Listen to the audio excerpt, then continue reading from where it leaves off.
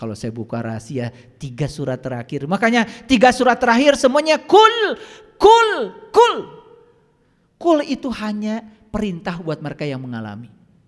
Katakanlah, apa pengalamanmu selama libur? Tidak mungkin orang disuruh ngomong pengalaman libur kalau dia tidak kemana-mana. Betul? Jadi kul itu hanya perintah buat mereka yang sudah mengalami. Makanya kalian harus mengalami Al-Ikhlas, harus mengalami Al-Falaq, baru akan menjadi An-Nas. Itu puncaknya pencarian. Maaf, kadang saya kalau sholat, pernah saya sholat, saya tidak bisa membaca kul. Kulnya gak ada. Jadi seperti tertutup lidah saya itu. Di sini cuman Allahu Ahad, Allahu Samad, Allah lam yalid, Allah walam yulad, Allah walam yakul lahu kufuwan ahad. Karena kulnya bukan milik saya, kulnya adalah perintah dari Allah. Makanya kata Allah, sudah kamu gak usah mengucapkan kul, itu milikku. Tapi sekarang rasakan bahwa aku bersamamu. Makanya saya berulang kali membaca itu. Dan saya larut. Saya juga tidak menjadi ingat lagi dengan semua yang ada di sini. Allahu Ahad, Allahu Samad, Allah lam yalid, Allah walam yulad, Allah walam yakul lahu kufuwan ahad. Tidak ada yang serupa. Karena Dia Maha Kaya.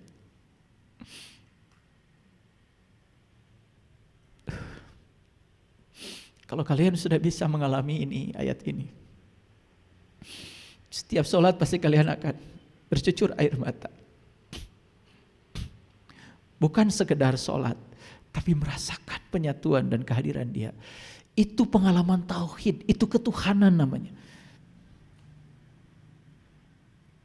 Bacalah kitabmu, cukuplah dirimu sendiri pada saat ini sebagai penghisap terhadap dirimu. Jadi kita bisa menghisap diri kita kapan? Di sini saat ini sekarang. Maaf, kalau hisabnya nanti, kapan memperbaiki dirinya? Betul? Tapi kalau hisabnya sekarang kan masih ada kesempatan. Walaupun cuma 1 hari lagi kita hidup di sini, masih ada kesempatan. Ada seorang ibu kemarin dari Padang, umur 70 tahun. Begitu saya bimbing meniti ke dalam diri, ya, bareng dengan Pak Ruyat. Beliau menangis. Kenapa saya baru menyaksikan ini di usia saya 70 tahun? Saya bilang, Bundo, segini juga masih menyaksikan. Gak usah khawatir. Allah udah bilang, liyaghfiralakallah ma taqaddama min dzambika wa ma ta'akhkhar. Aku bebaskan kamu dari dosamu yang lalu dan dosa yang akan datang. Nangis tidak berhenti. Tidak usah disesali. Ini hari terbaikmu, saya bilang. Jadi beliau cuma sesal, kenapa saya tidak dari muda katanya bisa merasakan pengalaman spiritual ini. Dia mengalami tin, dia mengalami dalima. Pernah lihat dalima? Indah warnanya. Kalian saksikan dalima ada di sini. Kalian saksikan tin ada di sini. Maksudnya watin wazaitun. Tin itu diletakkan di zaitun. Zaitun itu adalah tubuh kita. Maka di Quran dikatakan zaitunatil la syarqiyah wala gharbiyah yakadu zaituha walau lam tamsasun nar nurun ala nurin nurun ala nurin. Yahdillahu linurihi mayyasha. Yahdillahu linurihi mayyasha. Pohon zaitun itu bukan dari timur, bukan dari barat, bukan dari mana-mana. Pohon zaitun adalah tubuhmu sendiri. Di situ aku sudah meletakkan tin, sebuah lokus. Dan kalau kau masuk ke dalamnya, kau akan menyaksikan keindahan dalam dirimu. Bagi saya, tin itu adalah qalbu, Baitullah. Makanya waturi sinin, di situ ada tur. Tur itu adalah gunung. Gunung lagi yang dibicarakan di sini. Gunung adalah melambangkan kesadaran pada diri manusia. Makanya siapa yang sudah ketemu tin, zaitun dan tur dalam dirinya. Makanya setiap kita haji pasti kita ziarah ke gunung. Jabal Nur, Jabal Rahmah, Jabal Sur, Jabal Uhud. Kenapa kok kalau haji ziarahnya ke gunung? Gak pernah tanya kita. Karena di Indonesia kalau ziarah kan ke kuburan. Di sana ziarah ke gunung. Gak pernah tanya kita. Karena gunung dalam Al-Quran itu sangat luar biasa. Dengarkan kajian saya yang terakhir, kajian umum ya, tentang menaiki gunung ya. Semakin mendaki semakin sejuk, semakin indah pemandangannya. Dengarkan itu, ada udah di YouTube. Watin wazaitun waturisinin wahadal baladil amin. Di situ aku meletakkan kota yang aman. Kota banyak lampunya? Kota banyak lampunya? Buah tin banyak lampunya? Buah dalima banyak lampunya? Ya Allah. Kamu akan ketemu Al-Madinah Al-Munawwaroh dalam dirimu. Kamu akan hijrah minad dzulumati ilan nur. Wah, saya itu kagum ya sama orang tua kita, leluhur kita. Buah ini diberi namakan tin, buah ini diberikan zaitun.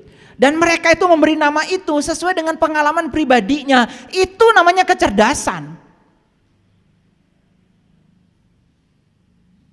Kenapa bukan buah lenca diberi nama buah tin? Karena lenca itu isinya hijau, gak ada lampunya. Ya, ada yang belum tahu buah tin? Udah nyari. Dulu di pot bunga saya di rumah ada, ya. Ya, cuman umurnya udah tua jadi meninggal. Rajin berbuah itu. Watin wazaitun waturisinin wahadal baladil amin. Gak usah tamat bacanya sampai situ aja, ketemu kota yang indah sudah nangis pasti. Laqad khalaqnal insana fi ahsani taqwim. Sungguh aku telah menciptakan kamu dalam rupa yang amat sempurna. Untuk apa? Karena tubuh kita ini kendaraan yang bisa mengantarkan sang jiwa menuju kepada Allah, sang pemilik jiwa. Summa radadnahu asfala safilin.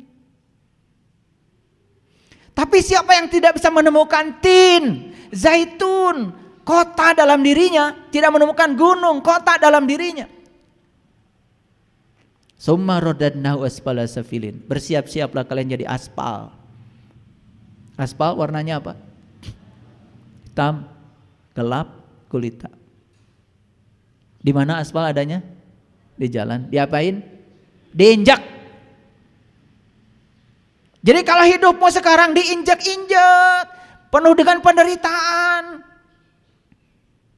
duit susah, persahabatan mandek, berkah kurang, makan susah, pengen ngaji aja ongkos gak punya, selalu diinjek-injek. Jangan-jangan selama ini kita jadi aspal. Siapa yang menentukan kita jadi aspal? Allah atau kita? Kamu sendiri. Karena tidak memanfaatkan potensi dia pada dirimu.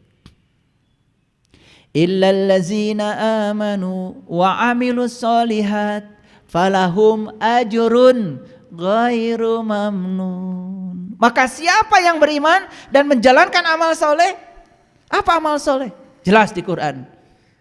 Amal soleh adalah cara untuk bisa meniti ke dalam diri, untuk menemukan sejatinya kita. Ketemu buah tin, ketemu zaitun, ketemu gunung, ketemu kota. Itu amal soleh. Illal ladzina amanu wa amilus solihati falahum ajrun ghairu mamnun. Fama yukazzibuka ba'du biddin alaisallahu biahkamil hakimin. Indah ya. Pernah dengar kajian surat At-Tin? Pernah? Pernah dengar yang seperti barusan saya sampaikan? Mahal kajian ini.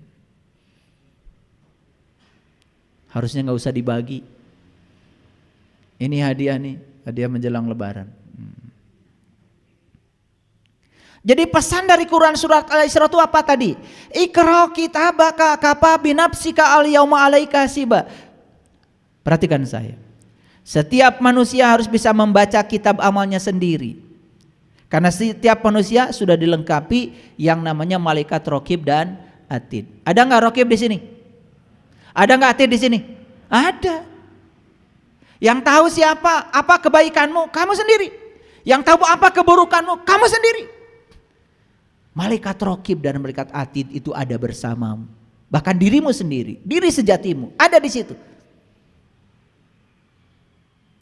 Kapan membaca kitab amal itu? Dan di mana? Kapan dan di mana membaca kitab amalnya? Di sini, saat ini, sekarang, di dalam diri. Itulah pentingnya kita tahu cara membaca kitab amal. Saya percaya kalau membaca huruf-huruf hijaiyah kalian udah lancar. Tajwid lancar. Idgham, ikhfa, gunah, bila gunah, iqlab lancar. Oh, apalagi yang sebelah sini nih. Lancar. Tetapi membaca kitab sendiri saya masih ragu. Disitulah perlu ketemu guru yang bisa memberikan metode untuk membaca kitab amal kita sendiri. Jadi kita pintar sendiri, kita bisa muhasabah sendiri, dan kita bisa ngasih feedback pada diri sendiri. Apa yang salah dengan kehidupan saya? Apa yang harus saya perbaiki pada diri saya? Masa lalu tinggal sejarah, masa depan tinggal misteri. Masa lalu mengajarkan pelajaran, masa depan mengajarkan harapan. Apa yang harus saya lakukan hari ini? Lakukanlah. Itu hasil muhasabah. Kalau sholat hari ini cuma rutinitas, tingkatkan. Sehingga sholat menjadi khusyuk, ada kepuasan, ada kenikmatan. Gimana caranya? Cari, jangan diam terus. Terus melakukan rutinitas itu. Kan Nabi Muhammad juga tidak sholat dulu. Kan beliau Isra Mi'raj dulu. Kenali jati dirinya, baru sholat. Betul? Itu kan sunnah. Kenapa kita tidak mengamalkan sunnah itu? Ya, oke, lanjut. Jadi kapan alam hisab itu terjadi? Kita jawab lagi.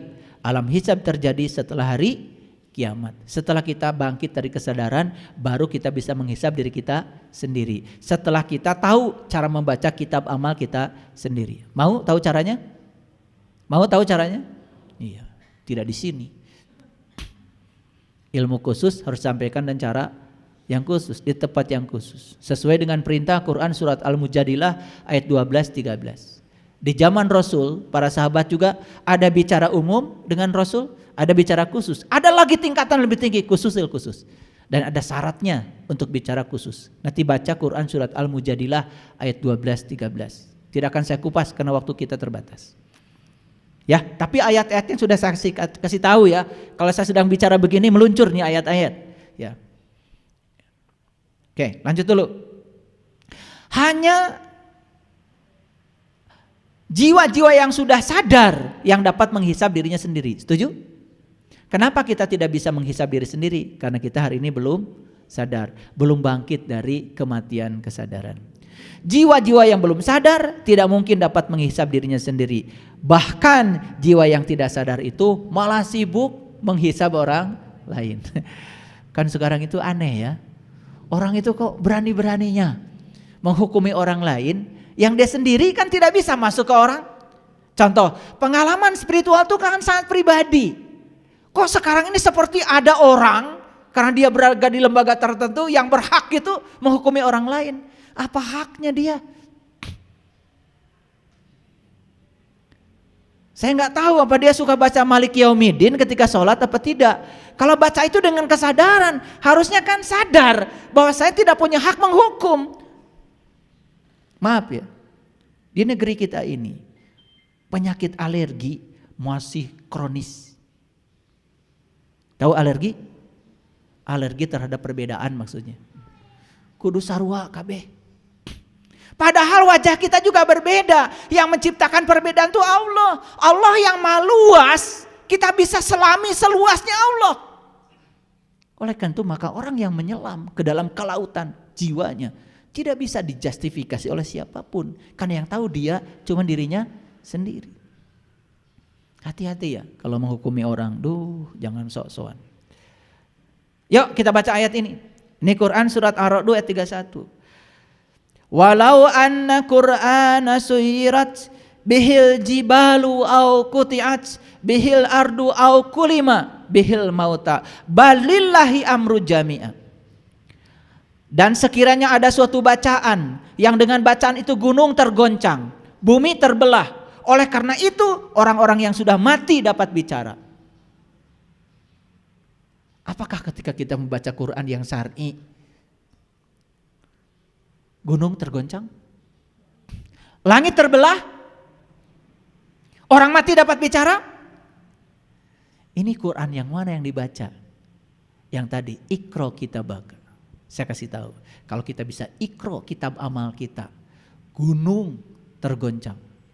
Nabi Muhammad sampai menggigil di Gua Hira. Gunung itu lambang dari kesadaran. Kesadaran kita naik karena tergoncang naik menuju kepada Sidrah al-Muntaha, puncaknya kesadaran.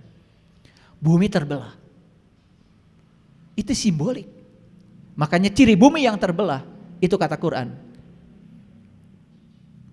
Ketika langitmu terbelah, maka kau akan menyaksikan mawar merah seperti kilapan minyak. Mawar merah. Delima mawar merah? Tin mawar merah? Subhanallah. Fa'idha saqatis sama'u fakanat wardatan kaddihan fabi ayyi ala'i rabbikuma tukazziban. Harus merasakan bumi terbelah itu.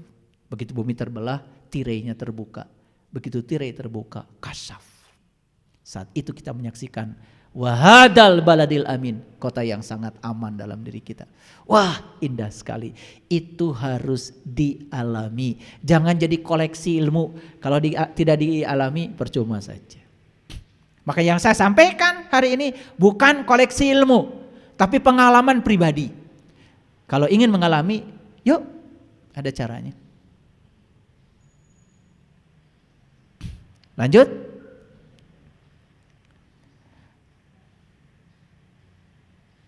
Mau membaca suatu bacaan yang gunung tergoncang, bumi terbelah, orang mati dapat bicara. Maka itu yang dikatakan di Quran surat Al-Qalam. Man azinallahu rahman wa qala shawaba. Siapa yang diberi izin bicara oleh aku, kata-katanya akan menghunjam. Jadi izin bicara itu bukan dari manusia, izin bicara itu dari Tuhan. Kapan kita diberi izin bicara? Kalau kita sudah mengalami yang kita bicarakan. Setuju? Oke. Makanya di Quran jelas ya. Ya ayyuhallazina amanu lima taquluna ma la taf'alun. Kabura maqtan indallahi an taquluna ma la taf'alun. Hei orang-orang yang beriman, jangan mengatakan sesuatu yang kamu tidak mengalaminya, tidak merasakan. Yuk, lihat saya semua, ada yang baru. Karena ini adalah kebaruan dari kajian kita. Mungkin terkejut. Pernah dengar qori? Qori? Siapa? Laki-laki yang membaca Al-Quran. Ya toh? Pernah mendengar qori'ah? Siapa? Perempuan yang membaca Al-Quran. Biasanya kan kalau mauludan, rajaban, kalian suka mengundang qori'ah. Biasanya juara membaca Al-Quran. Yang laki-laki disebut qori, yang perempuan disebut qori'ah. Di Quran ada Quran surat Al-Qari'ah. Sayang sekali surat Al-Qari'ah selama ini diterjemahkan hari kiamat. Saya juga bingung. Kok Al-Qari'ah hari kiamat? Padahal qori itu adalah pembaca laki-laki, qori'ah pembaca perempuan. Pakai alif lam itu kata benda menjelaskan bahwa Al-Qari'ah itu si pembaca. Jadi Al-Qari'ah itu artinya apa? Pembaca. Mau jadi Al-Qari'ah? Pembaca apa? Pembaca kitabmu. Kalau kalian sudah berhasil membaca kitab amalmu sendiri, kalian itu sudah jadi Al-Qari'ah. Maaf ya, kok saya juga nggak ngerti kenapa Al-Qari'ah jadi hari kiamat. Mari kita lihat ayat ini. Al-Qari'ah apa? Pembaca. Mal-Qari'ah, apakah pembaca itu? Wa ma adraka mal-Qari'ah? Ya. Tahukah apakah pembaca itu? Diulang 3 kali. Al-Qari'ah, pembaca. Mal-Qari'ah, apakah pembaca itu? Wa ma adraka mal-Qari'ah? Tahukah apakah pembaca itu? Kenapa diulang 3 kali? Ini pembaca apa kira-kira? Pembaca apa? Pembaca kitab amal. Nih saya kasih tahu, saat kalian menjadi Al-Qari'ah, jadi pembaca bagi kitab amalmu, ini akan dialami. Yauma yakunun nasu kal farasil mabsus. Pada hari itu manusia seperti anai-anai yang berterbangan. Tahu anai-anai? Laron. Laron tahu? Silaru. Kapan silaru datang? Ketika musim hujan. Dari mana dia datang? Dari kegelapan. Kemana dia pergi? Mencapai lampu, mencapai cahaya. Dengan sayapnya yang tipis, dia terbang. Begitu tak sampai di lampu, patah sayapnya, jatuh, mati. Gak sia-sia matinya karena sudah ketemu lampu. Wah, luar biasa ya. Jadi ketika kita jadi Al-Qari'ah, maka kita seperti laron. Keluar dari kegelapan, masuk mencari misbah. Allahu nurus samawati wal ard, masalu nurihi kamishkatin fiha misbah. Al misbahu fi jujajah, ajujajatu ka'annaha kaukab. Ketika kalian bangkit dari kematianmu, bangkit dari kegelapanmu, maka kalian akan memasuki lampu. Pelita dalam dirimu. Pelita dalam kaca. Kaca itu laksana bintang yang berkilauan seperti mutiara. Ketemu dalima, ketemu tin. Wah. Saya juga gak tahu. Hari ini saya tiba-tiba pengen bicara ini. Saya nggak tahu ini rezeki kalian yang hadir di sini. Bahkan yang sudah lama mengaji dengan saya pun mungkin belum pernah dengar kajian ini. Rezeki buat kalian. Di penghujung Ramadan kalian dapat rezeki ini. Al-Qari'ah, mal-Qari'ah, wa ma adraka mal-Qari'ah, yauma yakunun nasu kal farasil mabsus. Watakunul jibalu kahal ihnil mangpus. Bukan hanya manusia itu seperti laron yang mencari cahaya. Gunung-gunung seperti bulu yang dihambur-hamburkan. Apa? Gunung hancur. Seperti Nabi Musa saat ketemu Tuhan, gunung hancur. Dan Musa jatuh pingsan. Bukan gunung yang itu yang hancur. Yang terdekat saja dengan Musa. Nih, sampai dia gak ingat. Itu namanya fana billah. Menyatu, menunggal. Nah disinilah baru yang tadi hisab. Coba perhatikan saya. Fa amma man sakulat mawazinuhu fahuwa fi 'ishatir radiyah. Adapun orang-orang yang berat timbangan kebaikannya, maka dia berada dalam kehidupan yang ridho. Hisab bukan di sini? Hisab? Jelas ya, kiamat dulu. Dia terbang seperti anai-anai menuju cahaya. Bangkit dari kegelapannya. Tuh, setelah dia sampai di situ. Kenapa? Kalau kita mau menghisab, tidak mungkin di ruang gelap. Kalau saya ingin ngabsen satu-satu, tidak mungkin di ruang gelap dong. Harus di ruang terang. Karena untuk bisa mengenali harus ada cahaya kan. Mengenali yang jasmani harus ada cahaya. Apalagi mengenali yang rohani harus ada cahaya dong. Cuman bukan cahaya ini. Cahaya di atas cahaya. Nurun ala nurin. Terjadi hisab di sini. Ayat ini menguatkan kepada kita sekarang. Oh ternyata betul. Kiamat dulu. Baru hisab.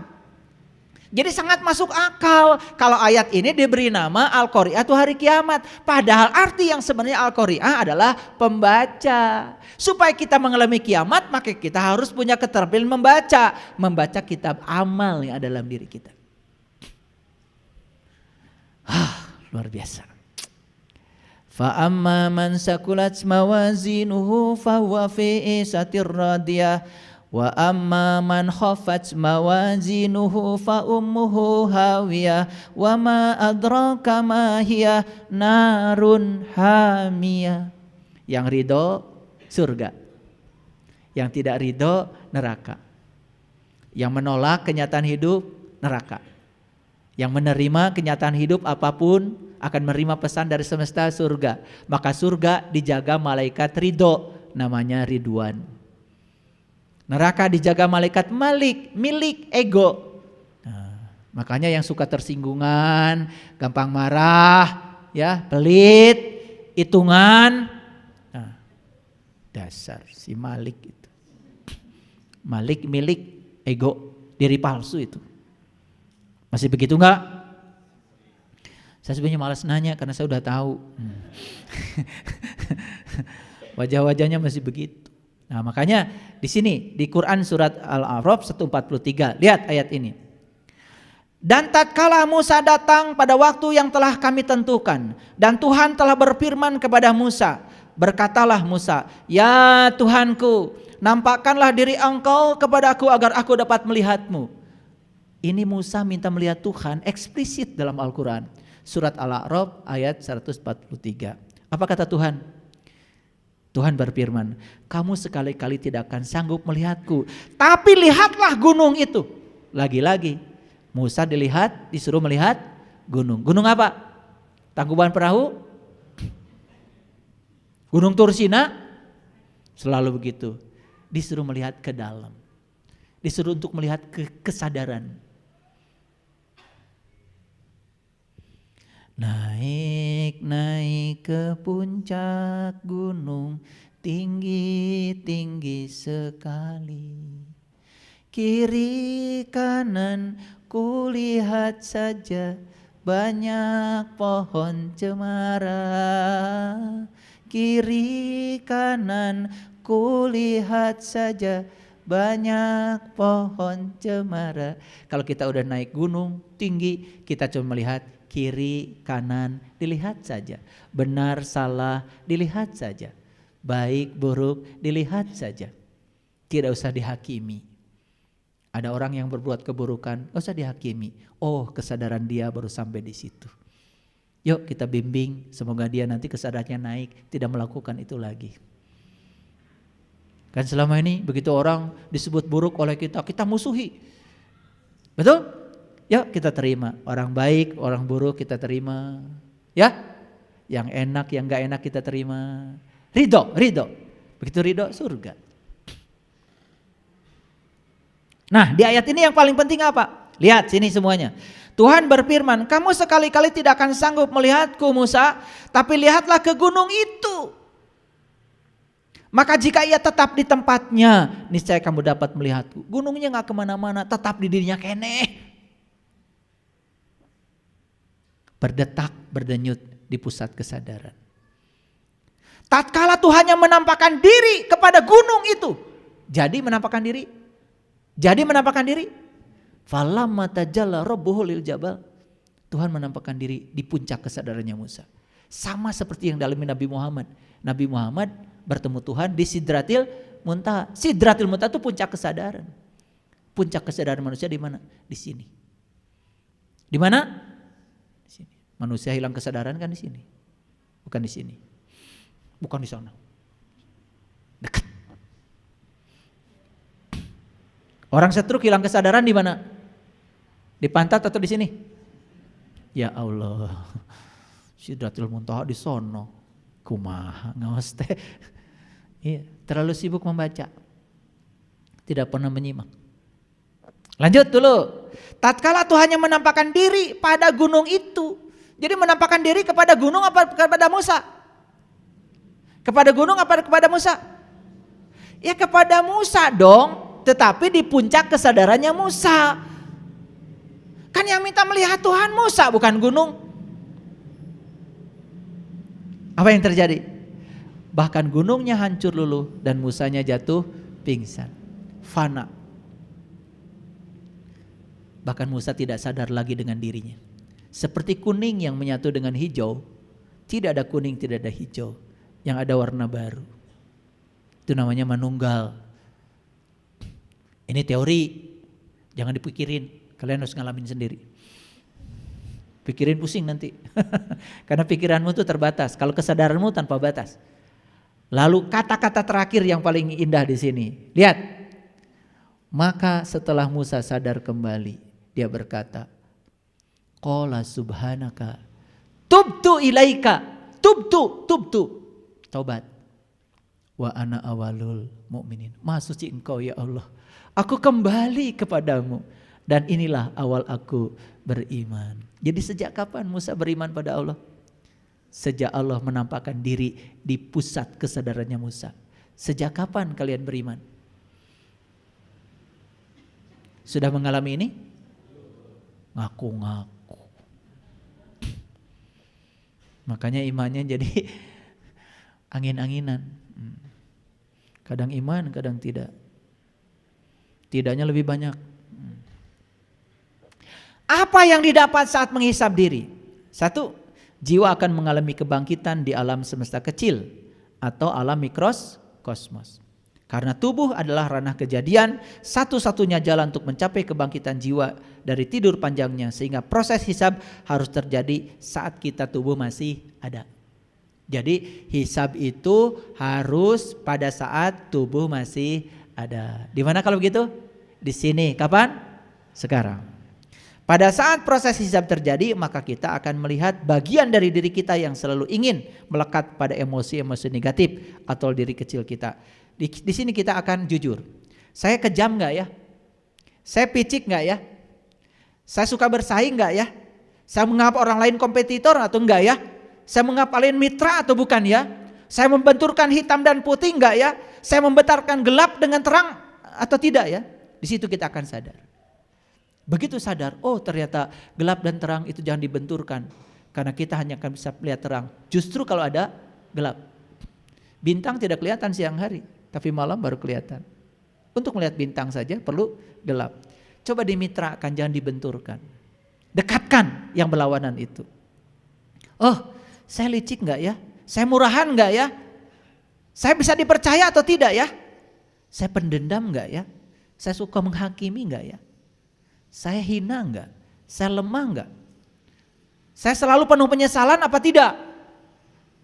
Saya malu, saya sombong? Nanti dengan sendirinya kita bisa menghisap diri kita.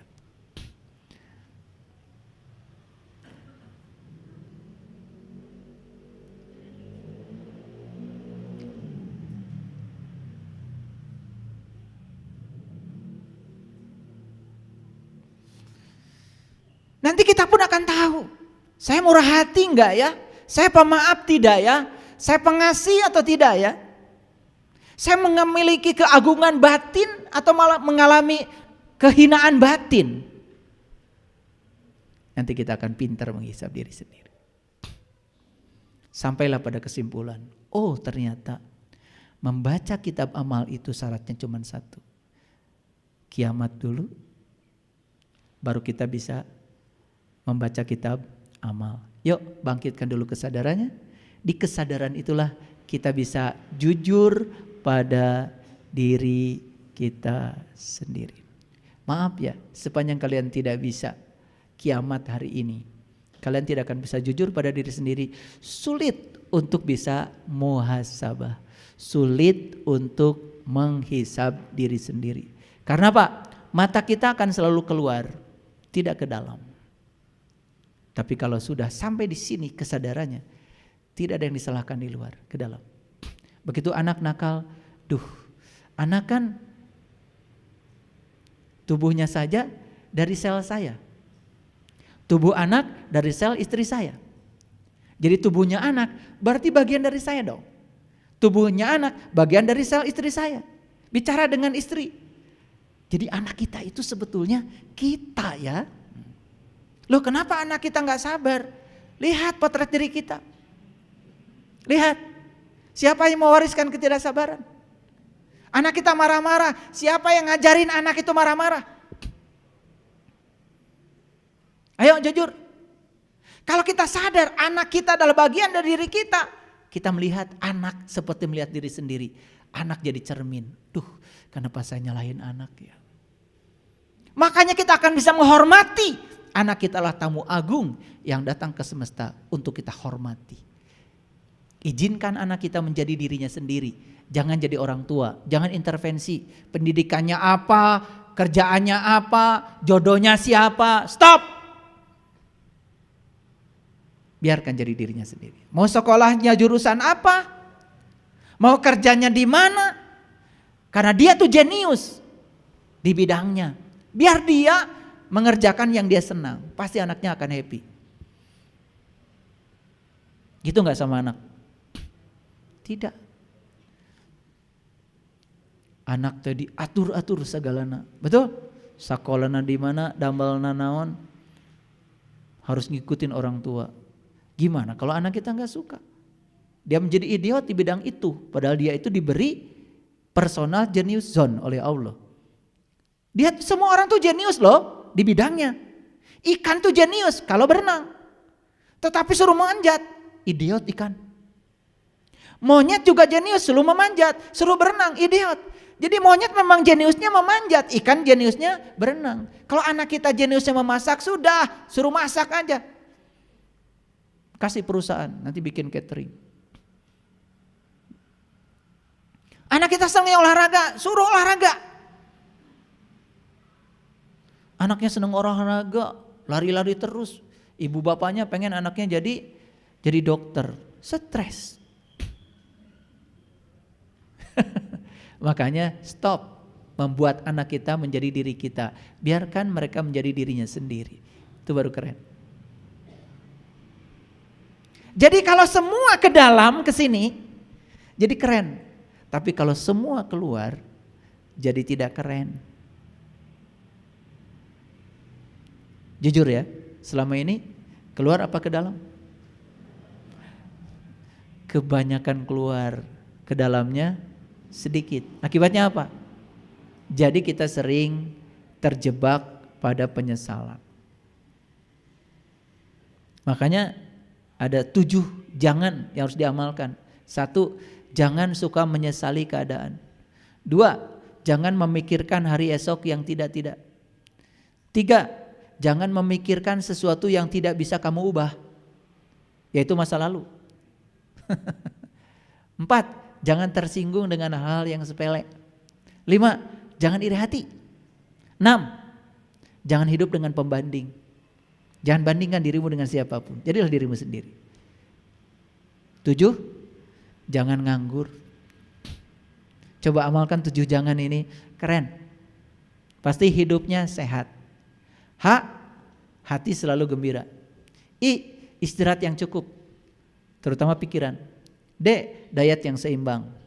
Makanan atur. Jangan segala di rams. U, udara yang bersih, hidup yang bersih. Maaf ya, jangan dimasukkan yang kotor-kotor ke sini. P, pengendalian diri. Kendalikan diri. Itu baru hidup. Sehat. S, sinar matahari yang cukup.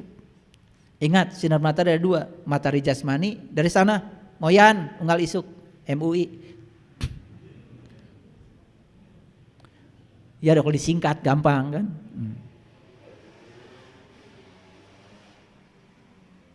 Tapi ada lagi matahari di sini. Harus ketemu dulu buah tinnya tuh, ketemu delimanya dulu. Baru bisa moyan di sini di dalam. Kalau moyan di luar cuma tubuh yang dipoyankan, tapi kalau moyan di dalam yang dipoyankan jiwa kita. Jiwanya nggak akan gelap kayak gini. Caang, padang.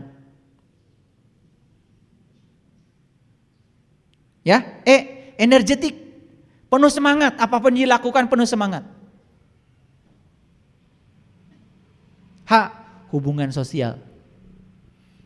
Bina hubungan sosial, hubungan anak, orang tua, suami istri. Belajar menerima perbedaan. Tong hayang sarua wae, hubungan dengan tetangga, dengan orang. Persatuan Indonesia. Keren. H, hubungan sosial. A, air putih yang banyak. Untuk tubuh, kasih yang mahal. Jangan sembarang minum. Kasih yang mahal. Ya. Saya 1 minggu minumnya aja lebih dari 800.000. Minumnya aja. Iya. 4 dus 1 minggu. Ya. Karena saya minum airnya beda. Oksigennya banyak. Biar darah kita bahagia. Jangan beli air isi ulang. Kalian tuh pelitnya auzubillah. Cai teuing ti mana eta diuyup we hayo. Atau rusak sel. Kasih yang mahal.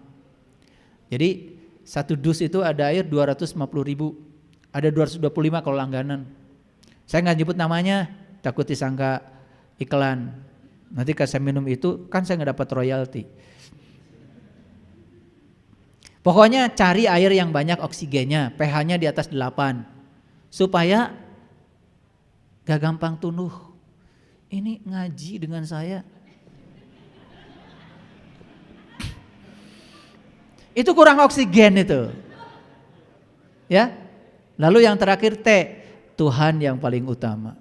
Jadikan Allah the top most priority. Hidup digerakkan oleh Allah. Ya. Hidupnya lillah, billah, bismillah, alhamdulillah. Kalau sudah mengamalkan itu, sudah berkah. Hidup itu gratis. Nanti suatu saat uangmu tuh gak laku lagi. Setiap mau bayar, sudah dibayarin orang. Berkah. Sampai pada titik, gak cari uang lagi. Buat apa memiliki kalau bisa menikmati? Baru keren. Selesai mengejar. Terima kasih. Assalamualaikum warahmatullahi wabarakatuh.